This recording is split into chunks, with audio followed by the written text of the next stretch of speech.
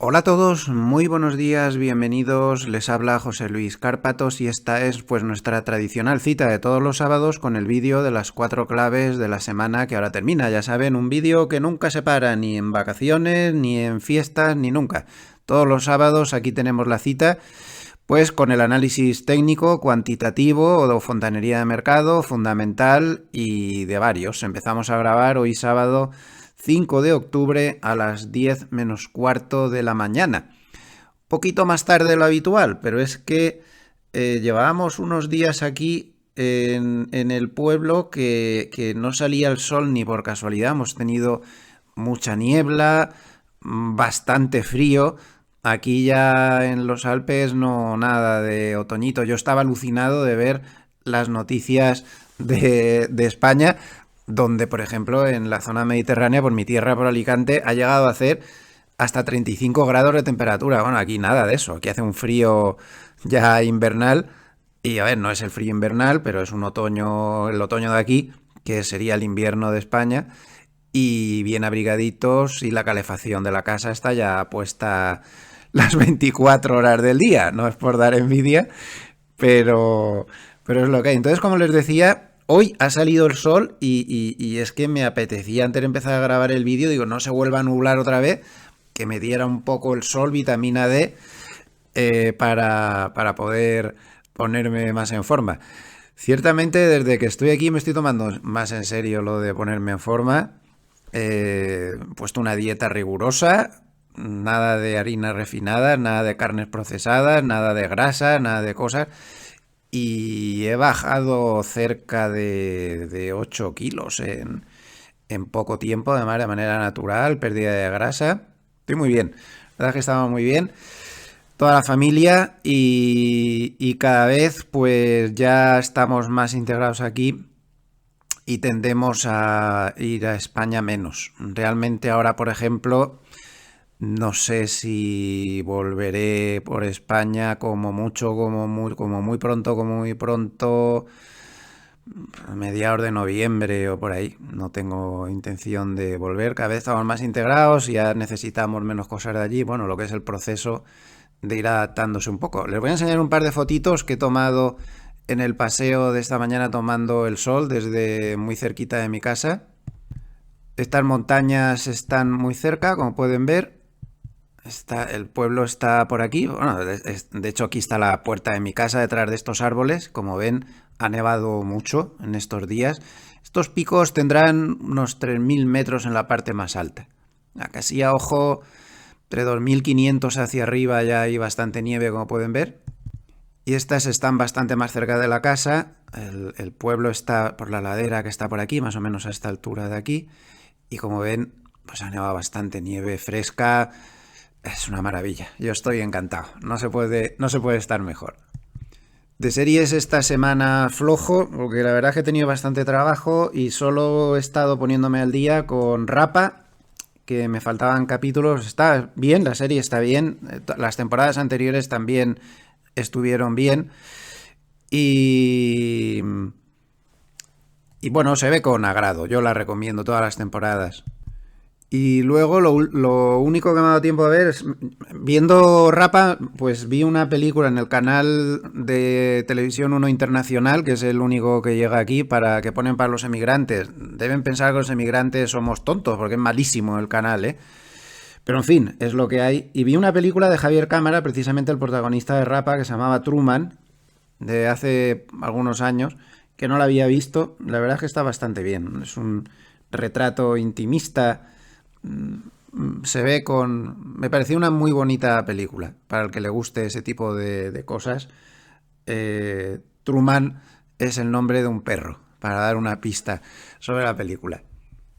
Bueno, un poquito de propaganda antes de empezar. Les recuerdo que este mes va a empezar el máster en Mercados Financieros de Intefi, 10ª edición, certificado por la Universidad Pontificia de Salamanca, un máster serio que cumple con todos los rigores de la universidad, está muy pulido después de 10 ediciones, se ha podido mejorar mucho, en el cual tengo una asignatura que doy personalmente sobre mis ideas, sobre el mercado, operativas a corto, a medio, largo plazo, y que tiene un 20% de descuento en estos momentos. Aún estaría en vigor este fin de semana, un 20% de descuento.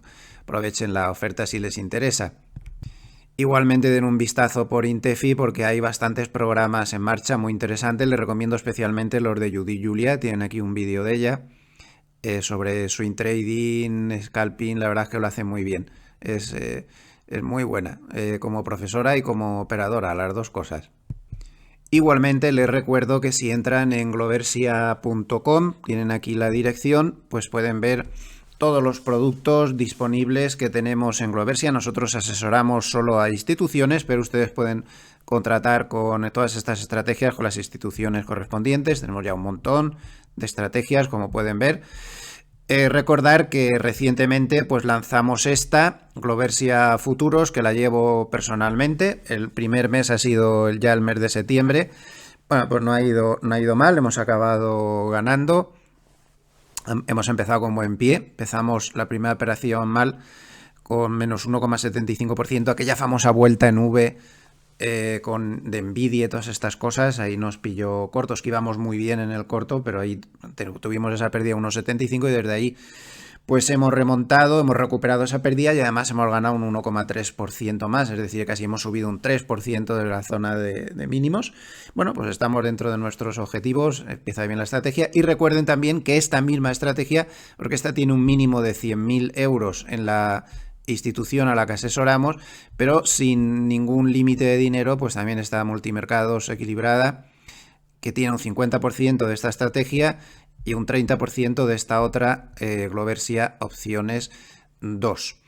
Por supuesto que aquí tienen todos nuestros teléfonos, correos, el chat este automático y todos los inventos estos modernos, por si quieren consultarnos alguna cosa sobre las estrategias para cuentas y demás. Hay que tratar con las instituciones a las que asesoramos, que tienen aquí una ficha en cada una de las estrategias sobre la forma de participar. Esto es importante, información y forma de participar. Entre todas las estrategias, como ya comenté en semanas anteriores, pues tenemos ya casi 61 millones y pico, seguimos creciendo. Y bueno, pues con muchísima ilusión, y esto es lo que me ocupa la mayor parte de mi tiempo. Este es nuestro proyecto y pues con mucha ilusión de seguir adelante y seguir generando rentabilidad para todo el mundo. Insisto en que es importante, porque lo pregunta mucha gente, aquí tiene muy minuciosamente explicado cómo se invierte en cada una de las estrategias, dónde tienen que hablar, etcétera. Y cualquier duda, cualquier explicación previa, para eso estamos encantadísimos de atenderles en todas estas formas de comunicación que hemos comentado. Les recuerdo que esa estrategia de Gloversia Futuros, que es la que llevo yo personalmente, opera indiferentemente a corto o a largo. Es decir, nos viene bien el que el mercado caiga mucho, eso es bueno para nosotros, o que el mercado suba mucho. Aquí estuvimos largos, aquí estuvimos cortos.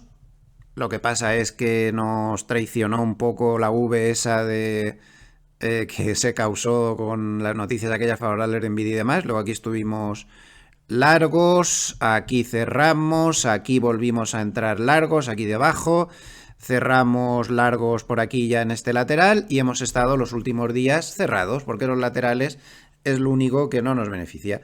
Es un sistema sencillo, pero que lo pueden ver ahí en la ficha, pues tiene rentabilidades según el backtesting. Recuerden que resultados pasados no presuponen los futuros, pues tienen rentabilidades, o al menos objetivos de rentabilidades en cualquier año. Nos da igual que sea alcista o bajista, que es lo bueno, que es la gracia que tiene el sistema.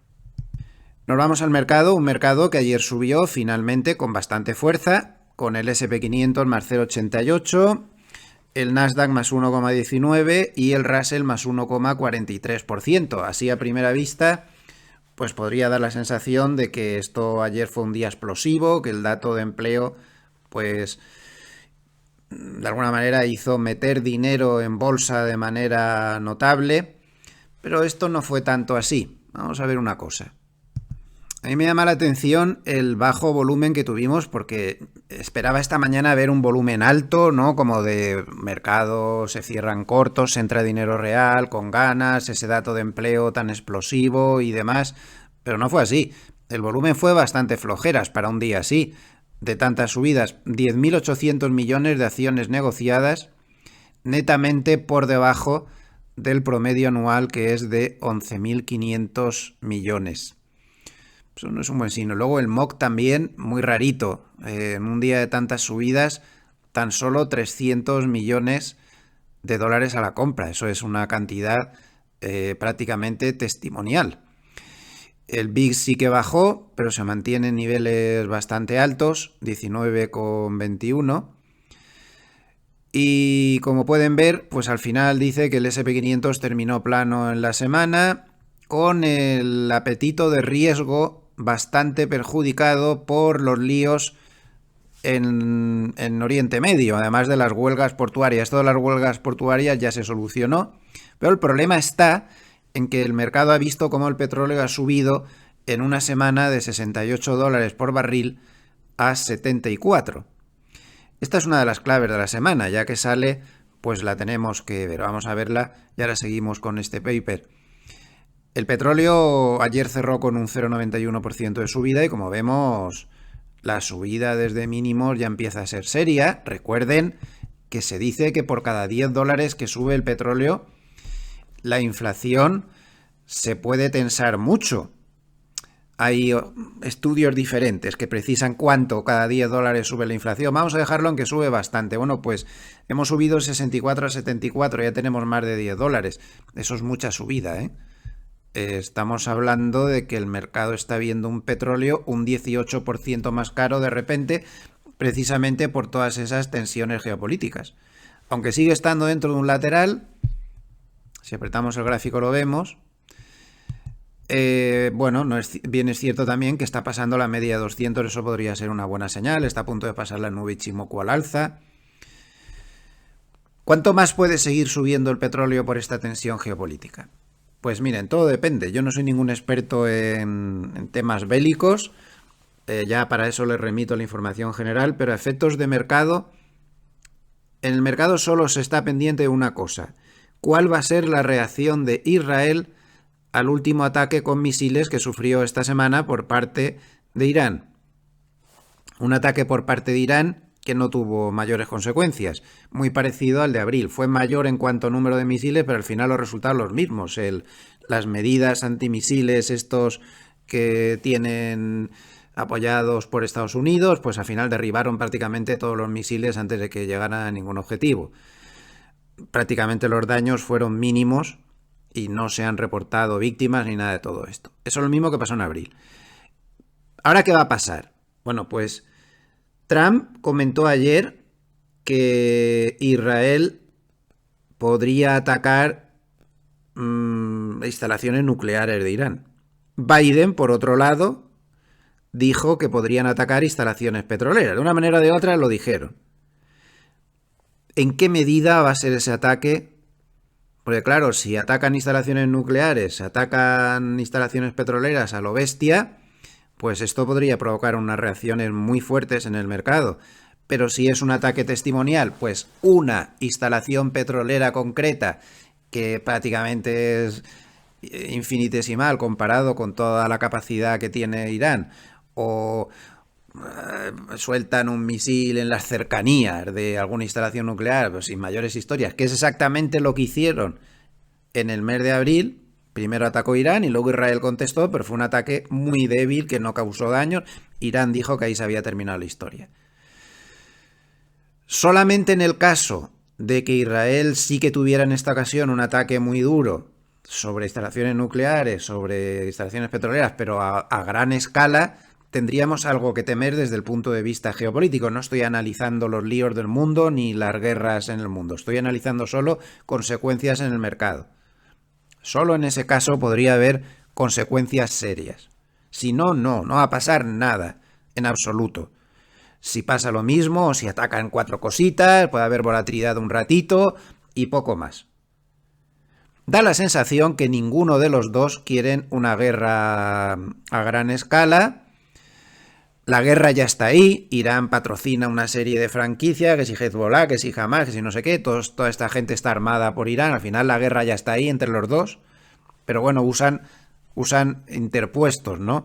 Una guerra directa parece poco probable porque Irán sabe que sería un suicidio, Israel está armado hasta los dientes, e Israel a su vez pues sabe que Irán tampoco es precisamente menospreciable la capacidad militar que tiene. Entonces, bueno, pues vamos a ver si tenemos la fiesta en paz dentro de lo que cabe y dentro del polvorín que sigue siendo la zona. Entonces, a priori, es más probable que no pase absolutamente nada por la tensión geopolítica y que al final el precio del crudo vuelva a bajar otra vez en cuanto se vea que no pasa nada. Pero, por si acaso, tenemos que estar atentos. Si viéramos que sí que hay un ataque de Israel, sí que hay un ataque sobre instalaciones nucleares y o instalaciones petroleras, pero que es de gran escala, alarma roja, porque ahí se puede liar la que no está escrita en los libros. Por ejemplo, en un ejercicio teórico que no tiene por qué pasar, esta semana expertos en petróleo decían que un ataque israelí sobre una gran parte de la capacidad petrolera de Irán o de los puntos más importantes, en fin, algo que hiciera daño de verdad, podría llevar a una subida del precio del petróleo de un 161%. Vamos, que se podría ir el petróleo a cerca de $200. Ni les cuento la que se liaría si el petróleo se va a $200. Los mercados de bonos tendrían el terror absoluto, las bolsas también, la inflación, todo el mundo sabría que en muy poco tiempo se va a disparar y no se va a disparar precisamente de una manera moderada. Pero insisto en que este es un ejercicio teórico muy poco probable, con un escenario muy poco probable que fuera que Israel ataque y se carga la infraestructura petrolera de Irán, que no parece probable. En cualquier caso, da mucha tristeza tener que hablar de estas cosas. Qué asco de mundo, cuántas guerras por todos los sitios, y que no paramos y matándonos entre nosotros en todas las partes del mundo, y para eso servimos la humanidad. Yo de verdad que a veces me entristezco muchísimo viendo todo esto. Siempre ha sido así y siempre va a seguir siéndolo. Somos incapaces los seres humanos de dejar de matarnos los unos a los otros. Esto es una pena. Pero en fin, es lo que hay. No sé yo cuántos casos entre especies habrá por ahí por el universo, pero desde luego que somos únicos. Lo nuestro es matarnos entre nosotros, odiarnos entre nosotros. Menos mal que también hay muy buena gente en el mundo, pero qué peligro tienen los políticos mundiales, ¿verdad? Porque estos te deciden una guerra y vamos todos detrás, nos guste o no. Y luego encima tenemos la tendencia a hacer un efecto manada y porque lo diga el político de turno todos detrás. No sé, son reflexiones, no me hagan mucho caso, pero es que yo este mundo no lo entiendo, no lo entiendo, me bajo de él a veces, ¿eh? Por eso estoy aquí perdido en los Alpes, porque es que no entiendo mucho este mundo. Cómo nos odiamos los unos a los otros, Dios mío, con lo fácil que es hacer todo lo contrario. Pero bueno, es lo que hay. Desde el punto de vista económico, que es lo nuestro, espero que haya quedado claro cuáles son los posibles escenarios y cuáles podrían ser las subsiguientes consecuencias. Hay más temas que han influido durante la semana, aparte de todo esto que ya hemos dicho, el tema electoral. Las encuestas están dando un empate técnico. Todas las encuestas dan un candidato, un punto por arriba o por debajo del otro. Me parece que la incertidumbre es absoluta y tiene toda la pinta, además, vistos los sondeos, de que las elecciones se van a decidir en Estados Unidos por muy pocos votos. Al mercado no le da igual que gane uno o que gane el otro. Es evidente que hay sectores que se ven más favorecidos por la victoria de uno o que se ven más favorecidos por la victoria del otro. Pero si tuviera que hacer valer aquello de uno sabe más por viejo que por diablo, pues llevo desde el año 85 aquí sentado en la pantalla viendo pasar elecciones de Estados Unidos por delante. Y si quieren que le diga la verdad, a mí me da la sensación de que al final va a importar un bledo quién gane para el mercado. Sí, habrá volatilidad a corto plazo y tal, pero al cabo de unos días, unas semanas, al mercado le va a dar exactamente igual quién gane y se va a adaptar o a una cosa o a la otra. También ya saben que hay diferentes modalidades de ganar, porque puede ganar un candidato, el candidato republicano, el señor Trump, o candidata demócrata, la señora Harris, pero no tener el control de las cámaras. O puede ganar con todo controlado.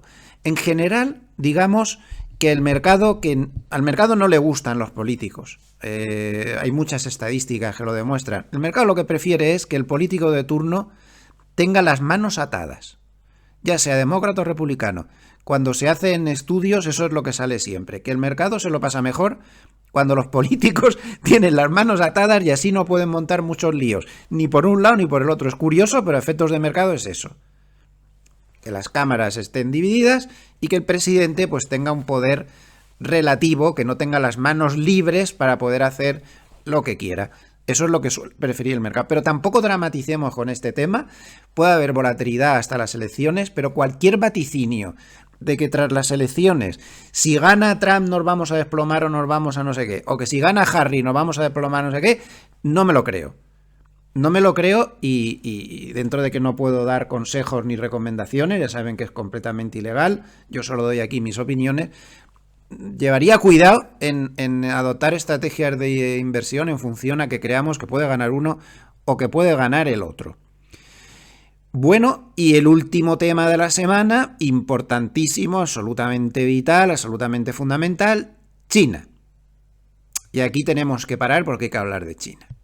Tras muchos titubeos, tras muchas críticas por parte de los operadores, tras muchas críticas de todo el mundo, el gobierno chino por fin se ha echado al monte y ha tomado una serie de medidas muy importantes para estimular la economía y de paso estimular las bolsas. Ahora sí que sí, el tamaño del paquete de medidas es muy alto, se están bajando las múltiples referencias de tipos de interés, se está dando la vuelta al mercado inmobiliario, se está dando facilidades, se están bajando los porcentajes a dar de entrada, se está obligando a que los bancos estatales bajen fuertemente los tipos de interés que se aplican en las hipotecas, se está dando estímulos por todos los sitios.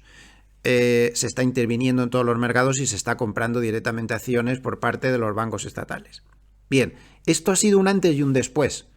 Ha provocado una subida de la bolsa china absolutamente extraordinaria, aunque la mayor parte de la semana la bolsa china ha estado cerrada por festivo, pero hemos ido viendo la bolsa de Hong Kong cómo las ganancias subían. La vuelta al alza ha sido impresionante, realmente muy importante. Aquí tienen en rojo el índice CSI 300 y en azul el MSCI chino, que seguramente cuando la semana que viene vuelvan a abrir, pues se pueda aumentar el tamaño de la subida, ¿no?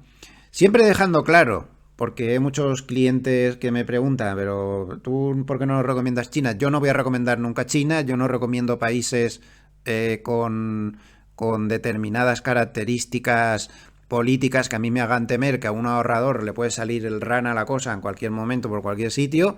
Entonces, pues a mí China y algunos otros países emergentes pues no me gusta tenerlo en mis inversiones, lo cual no quiere decir que invertir en China sea un error, no, simplemente son mis manías y mis costumbres. Dicho esto, si ponemos un mapa de qué ha pasado cuando el gobierno chino se ha tomado en serio los estímulos con el mercado, pues vemos que hay una pauta muy fácil y muy sencilla.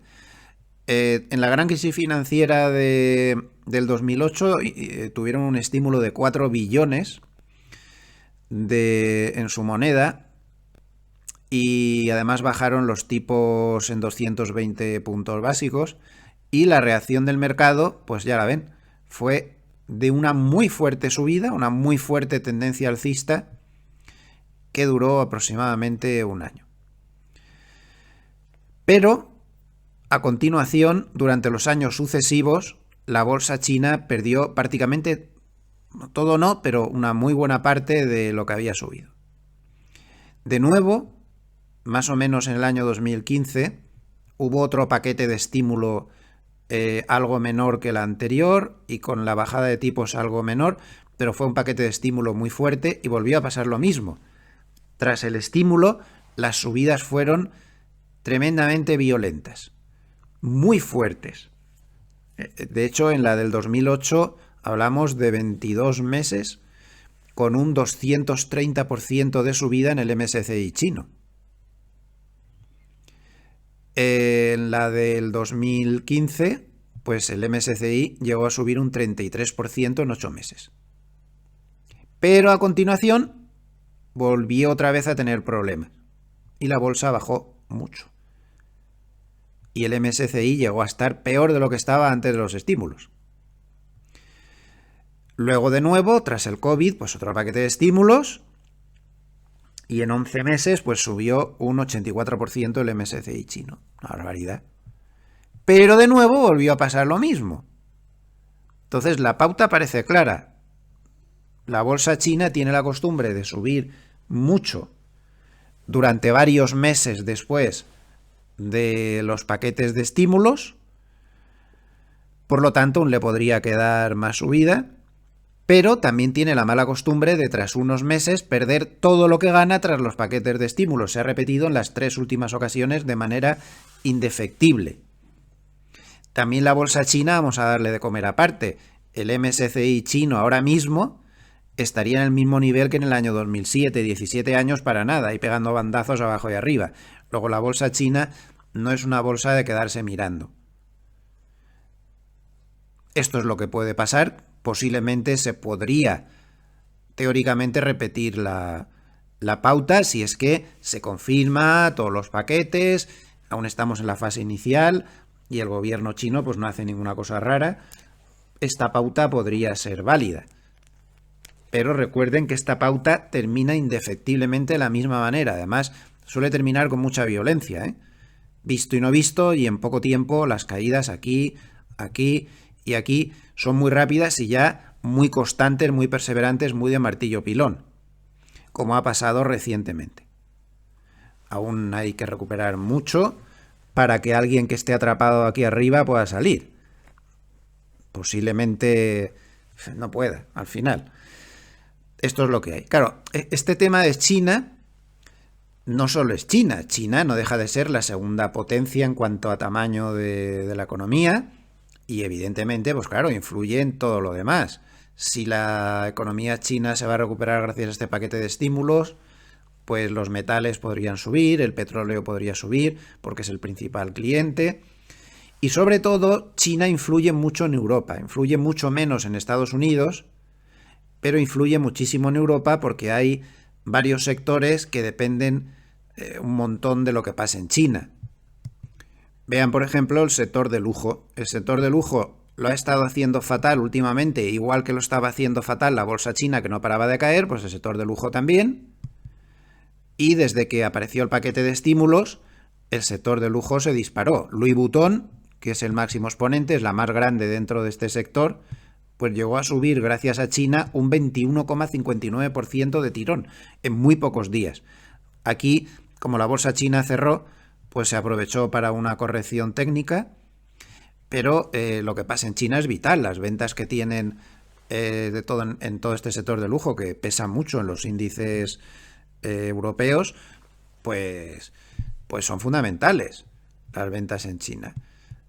Lo mismo podríamos decir del sectorial de materiales básicos, por ejemplo. Miren, qué subidita, gracias a los estímulos de China, pues desde mínimos un 19,58%. Y teóricamente tendría que haber ayudado también al sector de automoción, pero el sector de automoción tiene sus propios problemas y no ha respondido. El sector de automoción ha seguido bajando. ¿Por qué no ha hecho caso? Pese a que depende mucho de China, pues porque su relación con China no solo no ha mejorado, sino que ha empeorado por mucho estímulo que tomen. Sus ventas no van a subir por la sencilla razón de que ayer la Unión Europea pues aprobó los aranceles que se van a colocar sobre muchos vehículos chinos. Lógicamente China pues está tomando represalias al respecto en un sector que no levanta cabeza. Toda la semana ha sido de caída tras caída, ha sido una sucesión de profit warning y de cambios de previsiones a la baja, prácticamente todos, Volkswagen, Stellantis, Porsche, Mercedes, yo que sé, todos han bajado previsiones, ven el futuro muy negro. Volkswagen además sigue amenazando con cerrar plantas, con despedir gente. Esto no es indiferente, tampoco lo es para España. Recuerden la planta que, por ejemplo, tiene Volkswagen en Navarra. Todo el sector automoción europeo está mal, está muy bajista, está muy pesimista sobre todo, todas las previsiones son malas, el tema del coche eléctrico no va bien y hay una cantidad de problemas en el sector tremenda. Y este sector es que es fundamental, pues no hay valores de automoción en el DAX 40 de Alemania o en el SP500 en el SP500, en el Eurostoxx 50, quería decir, perdón, hay muchos valores de automoción también. Ya que estamos hablando de él, el Eurostoxx 50 pues pasó la media de 200 y ahora está haciendo un pullback, ha hecho un pullback hasta la media de 200 y vamos a ver qué pasa ahí. Mientras no la pierda, pues la situación está estabilizada. Perder la media de 200 sería extremadamente peligroso porque es que además coincide todo ahí. La media de 50, la de 200, el Kijun, prácticamente está todo ahí en el mismo pegote. Perder esto sería alarma roja, el batacazo podría ser de órdago, mientras no sea así, pues vamos a esperarlo en lateral. Para que pueda volver a tener perspectiva alcista, pues tendría que romper esta resistencia. De momento, muy lejos está eso, no creo que lo vaya a hacer a corto. Bien, y la clave de la semana también, pues ha estado con el dato de empleo, como ven aquí que lo cita el paper, porque el dato de empleo fue muy bueno. A ver, para mí en la semana... El dato de empleo, para mí el dato de empleo es indiferente porque creo que es mentira, ya lo saben, lo he defendido muchas veces y creo que se lo he demostrado con multitud de datos y multitud de números. E incluso les voy a intentar demostrar que el de ayer, es mentira, quizás es una palabra un poco fuerte, que es demasiado optimista, pero a mí el que sí que me ha parecido muy importante es el dato de ISM que como ven lo cita aquí. Este dato de empleo sigue a un índice ISM mejor de lo que se esperaba. A mí el dato de empleo me parece muy poco fiable y no creo que debamos prestarle mucha atención. Pero sí debemos prestarle atención al ISM. Ahora hablaremos del dato de empleo, aclararemos un poco lo que salió, lo que no salió, pero vamos a empezar por lo que es más importante, por lo que no está tan manipulado, el ISM. El ISM ya saben que tiene una metodología similar, se calcula en todos los países del mundo, en Estados Unidos tiene una peculiaridad. En el resto del mundo lo llaman PMI, aquí es ISM, al final es una encuesta que se hace a los directores de compras de las compañías. Por ejemplo, pues se va al de la Volkswagen, ya que lo hemos nombrado, al responsable de comprar los materiales para la fabricación, de los coches, repuestos, todas estas cosas. Y se le pregunta, ¿usted cómo ve la economía? ¿Usted cómo ve el empleo? ¿Usted cómo ve los precios? Y va respondiendo. Entonces, en función de esas respuestas que hacen las empresas, se constituye una estadística para servicios y para manufacturas. Y se ha demostrado históricamente que no hay ningún indicador mejor que este para indicarte exactamente qué parte del ciclo económico estás. Es el mejor. Hay unas pequeñas diferencias metodológicas entre el ISM que se aplica en Estados Unidos y el PMI que se calcula en el resto del mundo.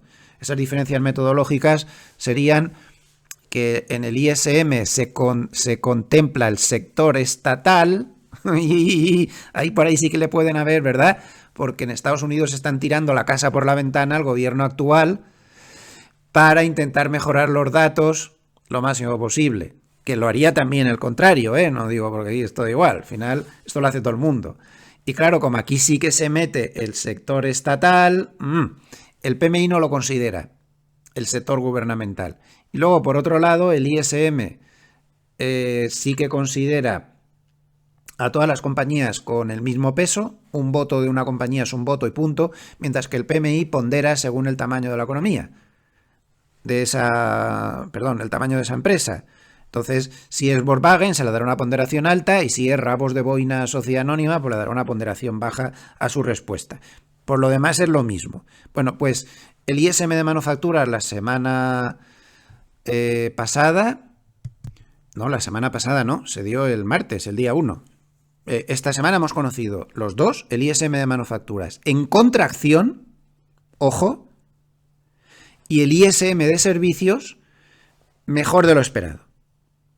Al final, el ISM de servicios es más importante que el de manufacturas porque es el 75% de la economía aproximadamente, mientras que el de manufacturas es un 25%. Pero no me digan que la economía está perfecta, que es lo que estoy leyendo todos los días. Y no les digo nada después del dato de empleo de ayer, aquí poco más o menos ya que en Estados Unidos se están atando los perros con longaniza, vamos a intentar ser sensatos. No puede estar una economía perfecta cuando el 25% de la economía está en contracción, por mucho que servicios esté tirando bien. No es una recesión, no es nada de eso, pero tampoco es la maravilla de las maravillas. Y además, el dato del ISM de servicios en concreto tenía unos 2 puntos oscuros que no se nos deben escapar. Antes de ver las goteras, pues podemos ver el estado de la economía real. Tenemos en naranja manufacturas en contracción. Eso no es una economía sanísima como una manzana y que está arrollando. No. Y el ISM de servicios, pues que está bien, pero tampoco está en una zona explosiva de crecimiento. Está bien. ¿De acuerdo? Pero veamos la primera gotera. ¿Cómo puede ser que haya salido esa maravilla de dato de empleo que tuvimos ayer, cuando si nos vamos a los dos indicadores, ISM de manufacturas y ISM de servicios, que históricamente han demostrado con creces en todas las partes del mundo, con sus diferentes variantes, que son el indicador más fiable para saber por dónde vamos en el ciclo económico, ¿cómo puede ser que las subpartidas de empleo de ambos estén en contracción? ¿En qué quedamos?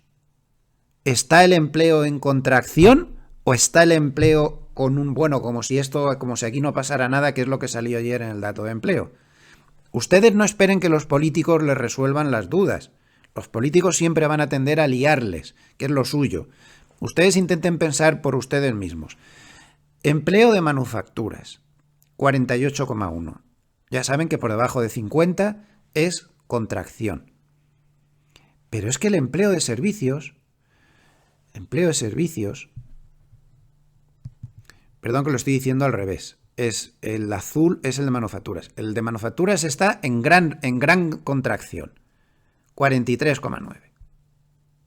Pero el de servicios, que es la línea naranja, está en 48,1 y fíjense el tiempo que lleva este empleo en contracción. Lleva mucho tiempo así. ¿De dónde salen esos datos de empleo que publican los primeros de cada mes? Se los podrían ahorrar, francamente. Esto no muestra una economía tan maravillosa, porque el empleo se está contrayendo.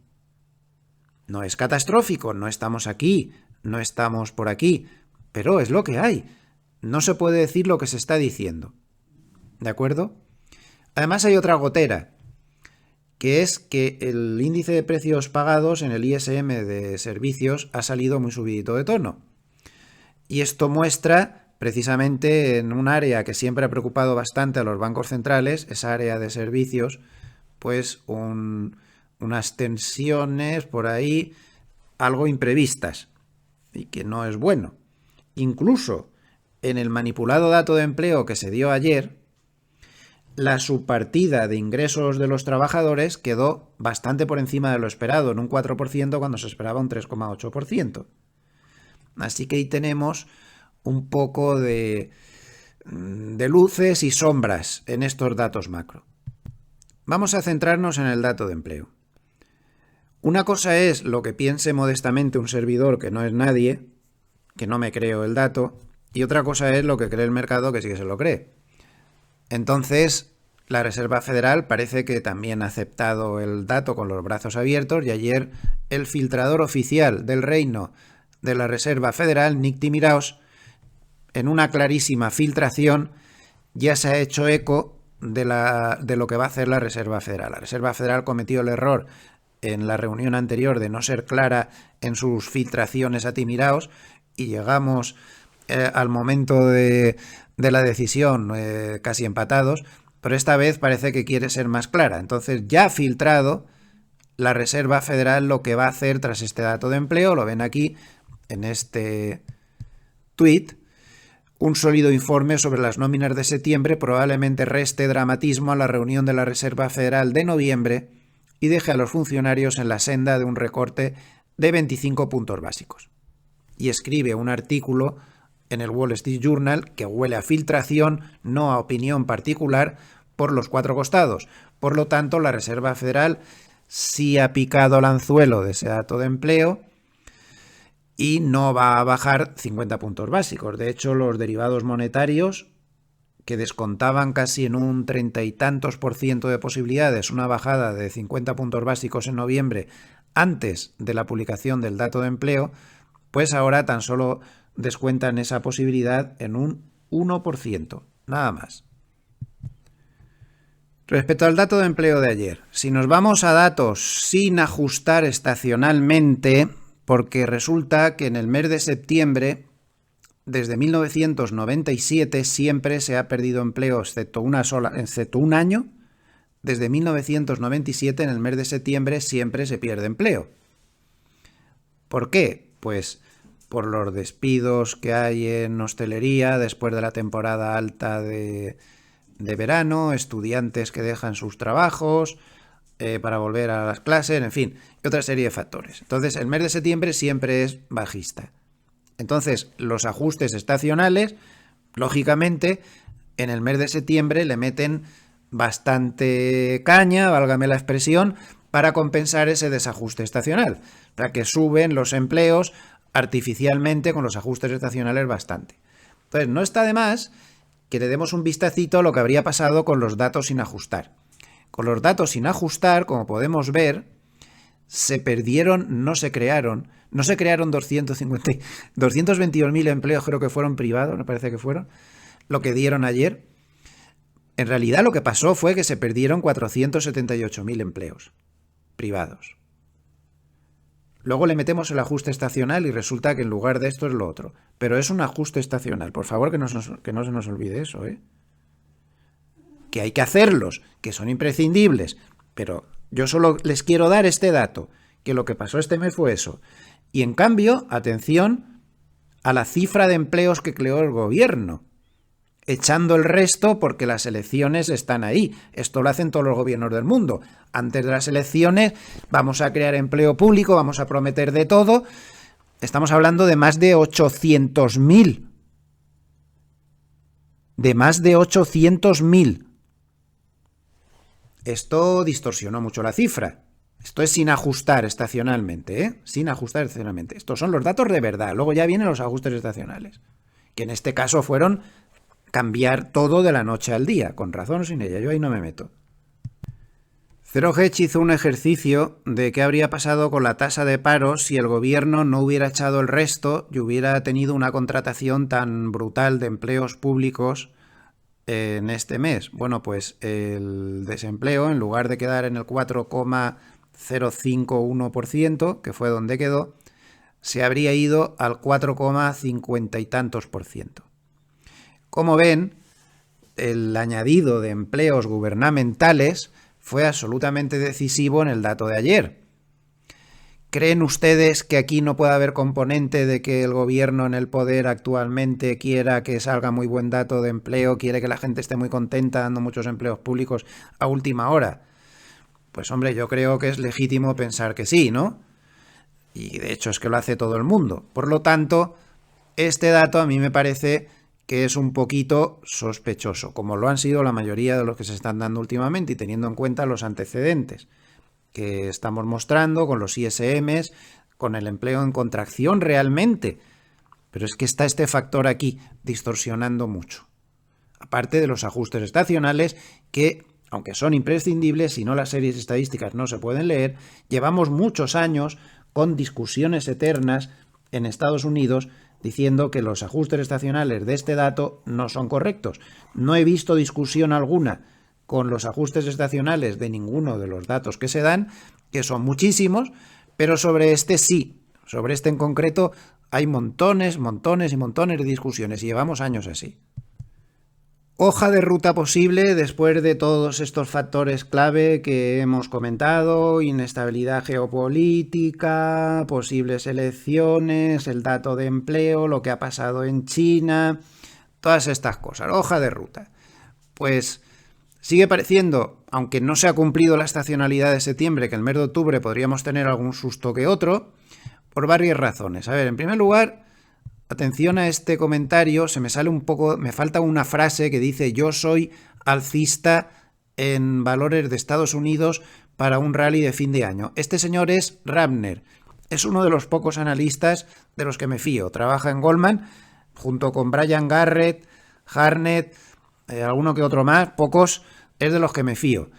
Dice que es tácticamente bajista en las 3 semanas hasta el 27 de octubre y que a finales de octubre, a partir del 28, pasa a ser tácticamente alcista y cree que el objetivo final del 6.000, que es el que él se había puesto, se queda un poco corto. McElligott piensa algo muy parecido a esta opinión que estoy mostrándoles de Rabner. Como son muy parecidas las dos, pues me centro en esta sola. McElligott lo basa todo más en enredos cuantitativos bastante complejos de explicar, ya lo conocen, pero es más o menos la misma idea.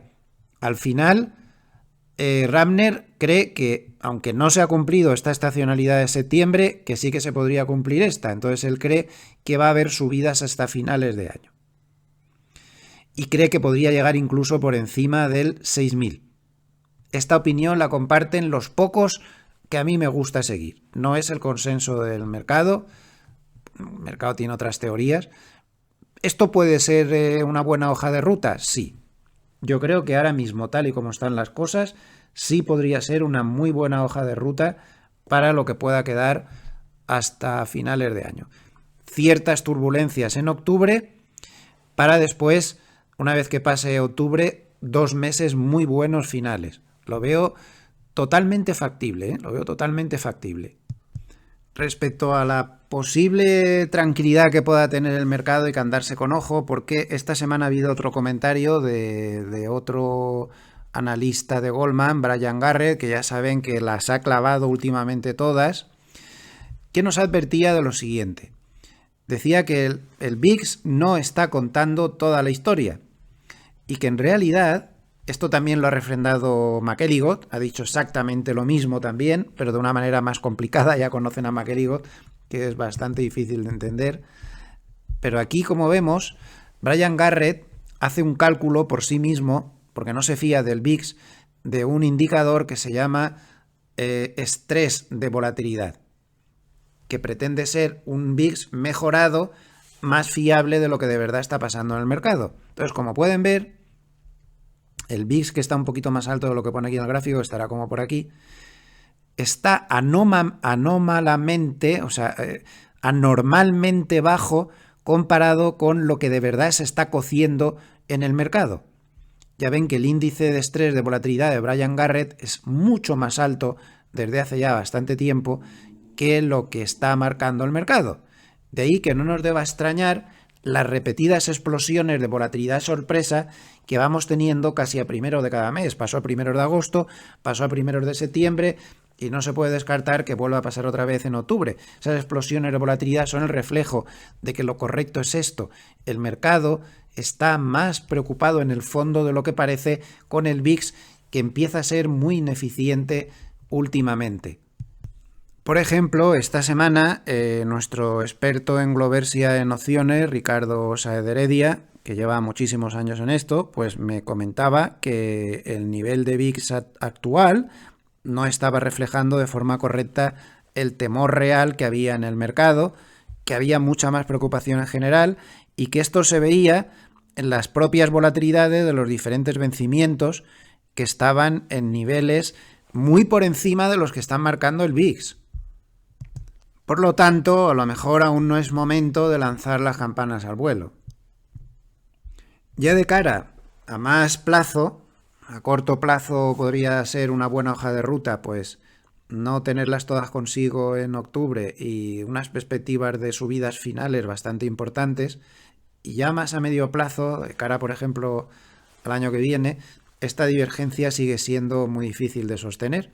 Es el gráfico más importante de la semana, que siempre les digo, donde vemos la liquidez y el crecimiento de la capitalización bursátil en Estados Unidos. Como vemos, cada vez el gap es mayor. Estamos teniendo fuertes bajadas en la liquidez, en Estados Unidos, y el mercado está ahí aguantando en zona de máximos históricos. La divergencia es tremenda. Lo normal es que tarde o temprano esta divergencia se cierre de manera doble en el medio plazo. Esto no es una cosa muy para el corto plazo. Es decir, que la bolsa baje y que la liquidez suba acercándose a ambas. Esto pues quizá podría suceder en el año 2025, así que seguimos manteniendo pues una hoja de ruta parecida de ciertas turbulencias en octubre, posibles fuertes subidas noviembre-diciembre. Ojo con el mercado a partir del año que viene. Esto podría variar según vayamos viendo los datos macro que van saliendo, los datos macro fiables. El dato de empleo no está incluido en ellos. Algo que a mí personalmente me parece una anomalía, y si no es una anomalía, sería algo bastante peligroso para el mercado, es la rentabilidad de los bonos americanos a 10 años. Fue tal el susto que se llevaron los bonos ayer después de ese dato de empleo teóricamente tan bueno, ya saben, o hemos analizado un poco mis opiniones sobre lo que puede haber detrás, pero el caso es que se fue al 4% de rentabilidad. De hecho, cerró en el 3,969%, prácticamente el 4%. Hombre, a mí me parece un poco exagerado, teniendo en cuenta que se está empezando el ciclo de bajada de tipos, que por mucho que haya salido el dato de empleo que haya salido, ya ha filtrado la Reserva Federal, que habrá otros 25 puntos de bajada en noviembre y seguramente también en diciembre, pues hombre, ya estar por encima del 4% no parece esto como demasiado lógico, ¿no? Ahí tenemos una resistencia psicológica, como se puede ver, y también técnica, se puede ver a simple vista. En caso de pasar, habría otra en 4,20 y ya moverse muy por encima de esos niveles no parece demasiado fácil. Comentaban los expertos en flujos y demás que se habían detectado compras en la jornada de ayer en cuanto se habían acercado los bonos a esa zona de rentabilidad del 4%. Los bonos podrían estar interpretando todo esto de una manera a lo mejor demasiado dramática. Aquí tienen el gráfico del futuro del bono americano a 10 años. Bueno, pues ya ven, el dato de empleo le sentó fatal y ahora va pues a una zona de muy fuertes resistencias donde tiene toda la pinta de que si llega ahí va a rebotar. Estos pueden ser, para muchos operadores, estoy seguro de que van a ser buenos niveles de compra de bonos. En primer lugar, tenemos la banda de Mogalef inferior. Creo que en los vídeos de diario ya estamos viendo la tremenda importancia que tienen estas bandas de Mogalef y cómo el mercado las respeta y muy bien. Además, por ahí, justo por la banda de Mogalef, esta zona 112.36 más o menos, tenemos a la media de 100 y tan solo un poco más abajo tenemos a la media de 200. No tiene mucha pinta esto de ir a perder tanta zona de soporte, posiblemente ni siquiera esto. Técnicamente hablando no tiene mucha pinta, entonces cuidado porque ahí puede ser que los operadores entren a saco como llegue a esa zona para cargarse de bonos ante posibles giros de la situación que pueda haber próximamente. Puede ser una zona operativa bastante interesante. También dentro del tema técnico es muy importante ver lo que ha pasado con el euro contra el dólar. Ha habido muchos inversores que quedaron atrapados porque con esta recuperación del euro, este tramo de aquí, pues se vieron con casi pérdidas del 3,6% si su moneda base era el euro y sus inversiones estaban en dólares. Nosotros tenemos algunos clientes así, entonces claro, se había ido esto mucho y te había generado unas pérdidas por el riesgo de divisa. Todo esto se está corrigiendo ahora, efectivamente, y se está yendo a la media de 200. Está haciendo un pullback a la media de 200.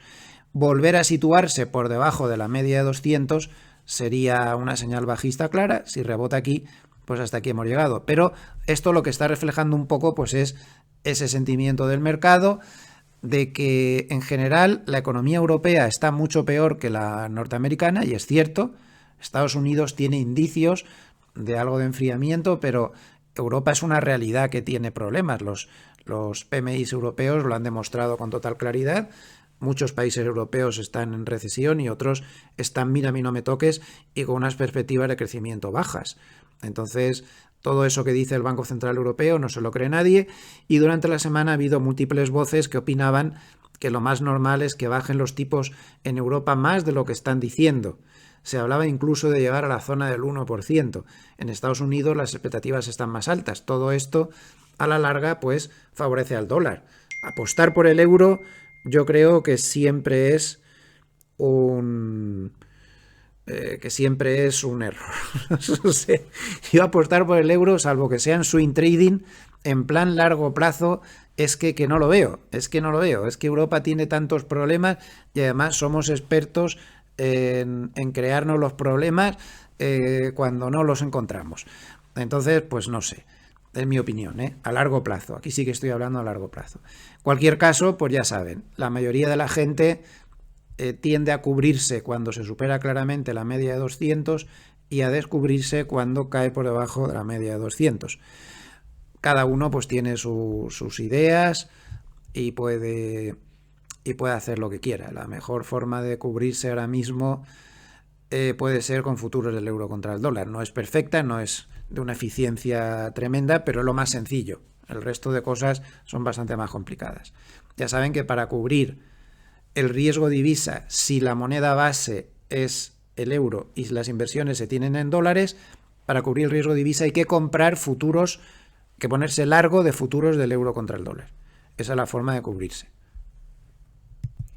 El oro se sigue moviendo en zona de máximos históricos, sigue bastante fuerte y fue muy interesante durante la semana pues estas perspectivas de compra de oro que publicó Goldman respecto al Banco Central chino que está comprando oro a mansalva. Entonces Goldman distinguía entre las compras de oro que se anuncian, que serían estas que están en un color un poco más marrón, y las compras de oro reales que hace China en el mercado over the counter, o sea, fuera de control, en Londres, que sería la zona gris. Entonces Goldman cree que esas compras de oro no anunciadas van a seguir subiendo muy fuertemente y por lo tanto el oro se va a mantener muy fuerte. No por las que se anuncian, sino por las que no se anuncian, que son siempre muy importantes, como por otro lado vemos en el gráfico con alguna excepción. En el año 2015, pero el resto del tiempo, las que no se anuncian y se hacen en los mercados over the counter, pues son bastante más importantes. Ténganlo en cuenta esto.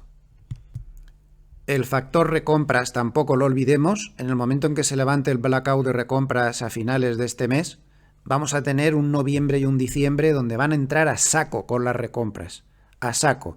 Y si quieren ver por sectores quiénes van a recomprar más, pues lo tienen aquí, en este gráfico de Deutsche Bank.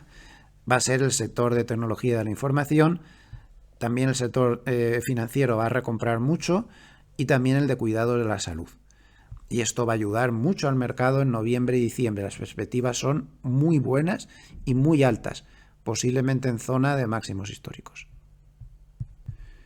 Y al final, pues todo se va a reducir a este análisis. Yo no soy capaz de determinar cuál de las dos hipótesis es correcta, pero como ven, esto es lo que hay. Históricamente, SP500, desde que se produce la primera rebaja de tipos por parte de la Reserva Federal. Bueno, la primera rebaja ya la tuvimos el mes pasado. ¿Y ahora qué? Línea verde, subidón tremendo si no hay una recesión en el año después a la primera bajada de tipos. Es decir, si no va a aparecer una recesión antes de septiembre del año que viene. Si va a haber una recesión, pues dentro de los próximos 12 meses, lo que suele pasar es esto. El yin y el yang, la noche y el día. Esto es lo que va a decidir. Si se van a complicar las cosas con los datos macro, vamos a ver esto. Si no se van a complicar las cosas, vamos a ver esto. El mercado tiende a subir en todos los casos hasta un par de meses o así. Y ya a partir de los 3 meses empieza a tener elementos de juicio suficientes para decidir si estamos en este caso o si estamos en este caso. Es decir, a partir de enero el mercado empezará a decidir si estamos en este caso o si estamos en este caso según los datos macro que vayan saliendo. Si para esas fechas los datos macro son buenos, posiblemente haga esto. Si son malos, posiblemente haga esto. Eso va a ser lo más importante. Y antes de meternos con el paper de Hartnett, como siempre hacemos para terminar el vídeo, pues un breve comentario a un paper que lanzaron ayer por la noche casi a las 11 de la noche hora española, desde Goldman, firmado por un analista de bastante prestigio como es David Kostin. Bueno, pues miren lo que han hecho. Han subido su objetivo para los próximos 12 meses, no para lo que queda de año, sino para los próximos 12 meses, es decir, para octubre del 2025, han subido el objetivo en el SP500 a 6.300. Ahí lo tienen, 6.300. A 3 meses su objetivo es 6.000 y a 12 meses su objetivo sería 6.300. Bien es cierto que en este análisis pues prácticamente solo han tenido en cuenta y en consideración los beneficios previstos. Yo aquí discrepo un poco, no porque sea bajo ni alto, ya saben que a corto, finales de año también soy alcista. Lo que pasa es que los beneficios no justifican las subidas. El índice no tiene, lo hemos demostrado muchas veces y con multitud de estudios, los índices no tienen una correlación absoluta con los beneficios. Hay muchísimos otros factores que influyen incluso más que los beneficios. Los beneficios pueden suponer el 30% como mucho, según los estudios que se han publicado, bastante sesudos, de lo que hace después el índice. Entonces, claro, extrapolar simplemente por beneficios es solo una pista. Ya sabemos que por beneficios podría estar ahí, pero ahora habrá que ponderar otras muchas cosas. Pero bueno, el dato es importante para que lo tengan en cuenta. Goldman pesa mucho y sus opiniones las tiene en cuenta el mercado. Bien, Hartnett empieza con una frase, aparte del resumen de lo que ha subido y bajado todo. Recuerden que él esto lo hace el jueves por la noche. Me parece muy interesante esto que comenta aquí. Dice 26 bajadas de tipos de interés a nivel global en el mes de septiembre. Dice que en los últimos 100 años este ha sido el cuarto mes donde a nivel global se ha bajado más los tipos de interés. Sin embargo, los bonos, como acabamos de ver, están bastante desestabilizados. ¿Por qué?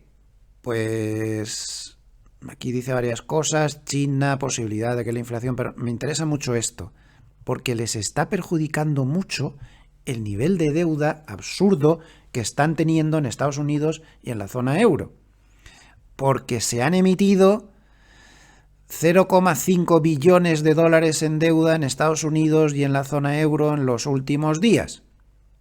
Y las deudas siguen disparadas y evidentemente con ese aluvión de papel pues no va a favorecer a los bonos. Luego este factor también lo deberíamos tener en cuenta para comprender por qué los bonos están mal.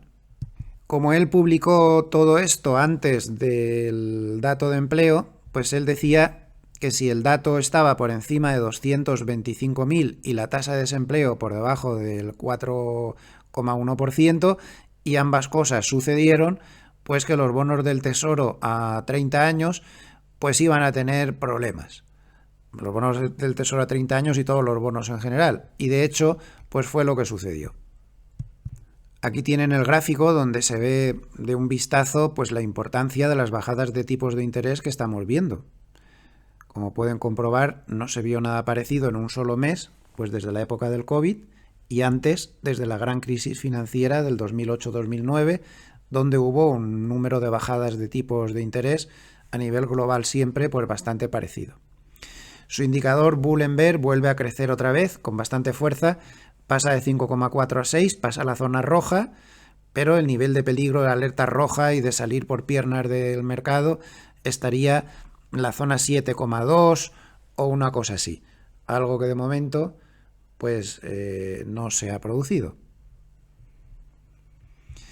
Durante la semana, en cuanto a flujos, pues hemos tenido 15.700 millones de dólares de entrada en bonos, 13.200 millones de dólares de entrada en cash, 4.900 millones de dólares de entrada en acciones, en criptos también ha entrado bastante, 700 millones, y en oro ha habido salidas de 300 millones. En criptos es la mayor entrada de dinero desde la semana del 24 de julio. Llama la atención sobre que en Europa se han dado las salidas más importantes desde marzo del 22.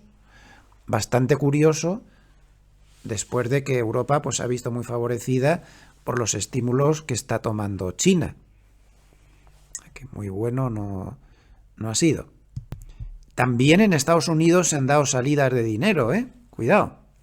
Se han dado las mayores salidas de dinero desde abril de este año. Realmente el dinero que sale aquí, que ha entrado en bolsa, ha entrado en emergentes, con la segunda mayor entrada de dinero de la historia, y en concreto, claro, porque China tiene mucho peso en los índices emergentes, y en concreto ha sido por China, que ha tenido la segunda mayor entrada de dinero semanal de la historia. O sea que todo este dinero que ven aquí ha sido para China, pero realmente es dinero, el dinero que está entrando en China está saliendo de Europa y de Estados Unidos, también importante a tener en cuenta.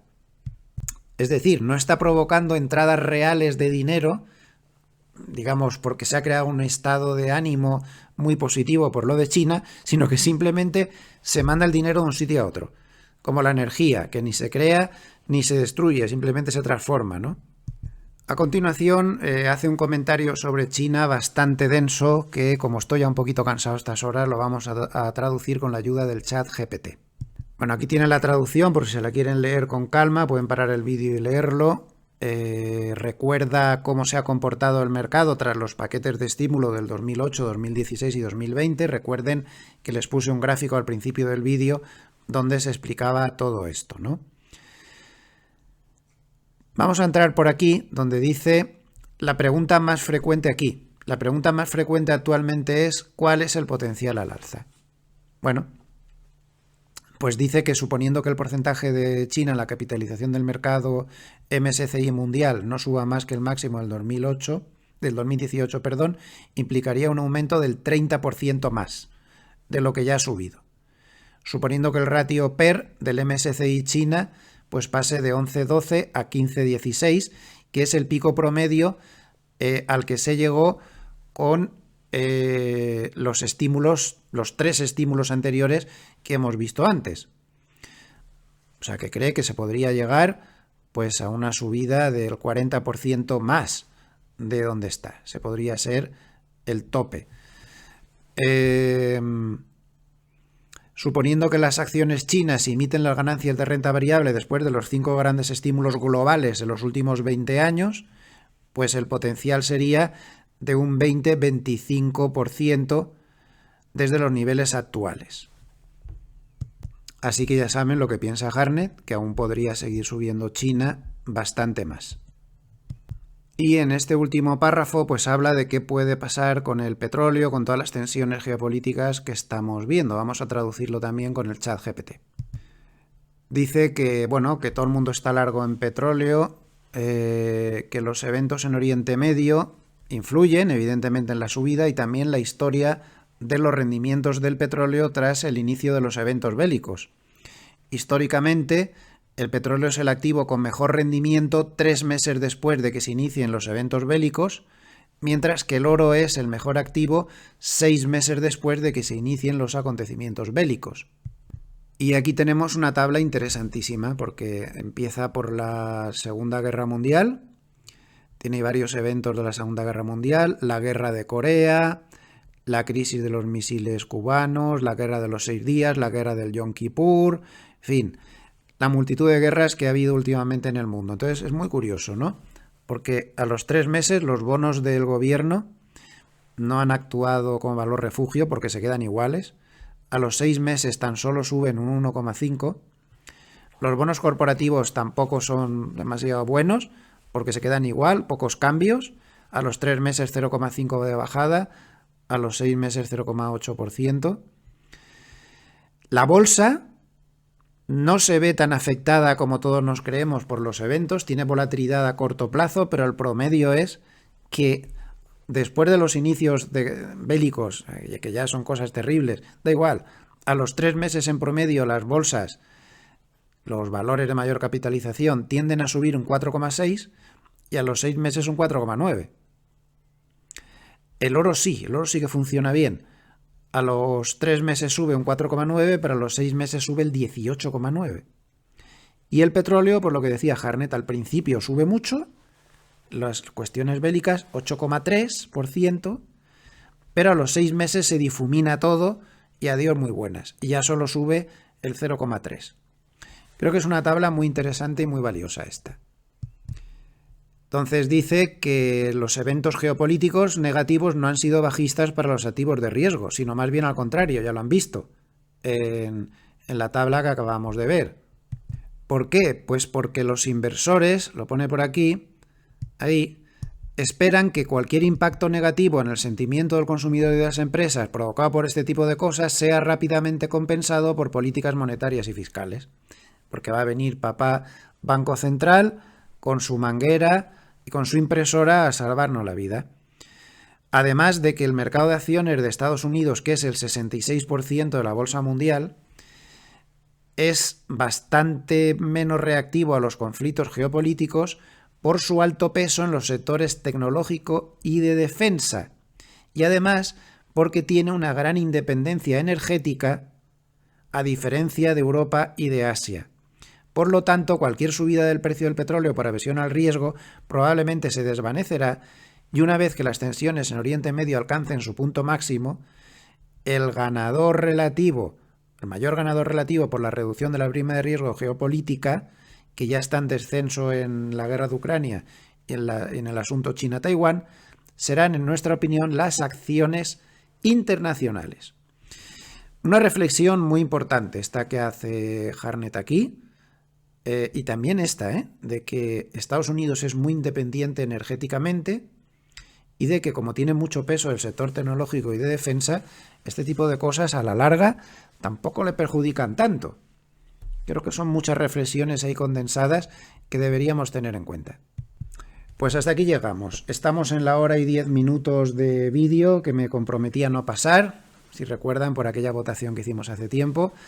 Pues solo me queda desearles muy feliz Navidad. Ya hemos sobrepasado el 1 de octubre, por lo tanto, un servidor ya está en plena celebración navideña, preparativos y todo lo que haga falta.